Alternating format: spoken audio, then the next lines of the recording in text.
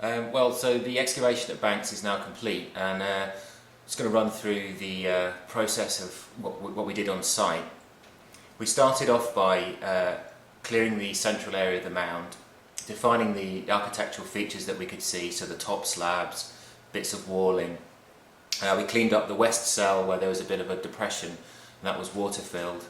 And we just sort of defined and cleaned around the stonework to try and work out the architectural layout of the tomb.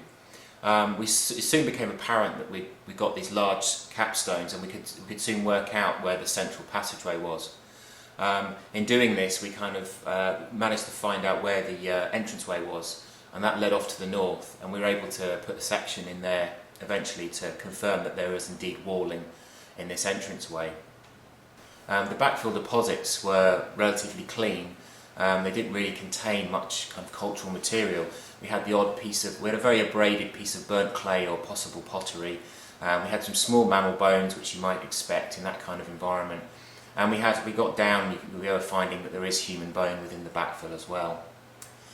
An interesting development, there's a possible bit of walling that I wasn't quite sure what it was in relation to the rest of the features at Banks, and it seems like we might have just the last remains of a kind of an upper cell, which is actually positioned opposite the entranceway. So as you entered the tomb from the passageway, you'd have seen a small cell down below, and then you might have seen a small sort of shelf above.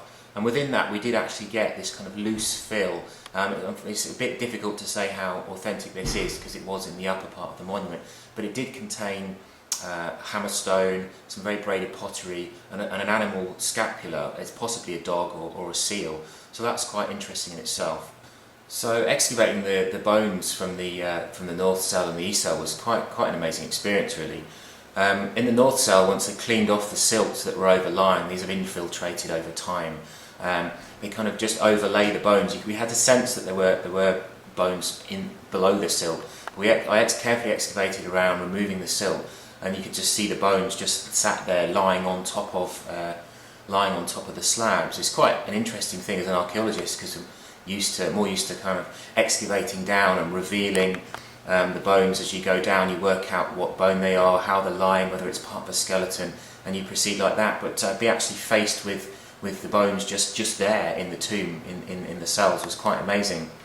Certainly this was the case for the east cell, where you literally had the skull looking back at you as you looked in the cell from the passageway.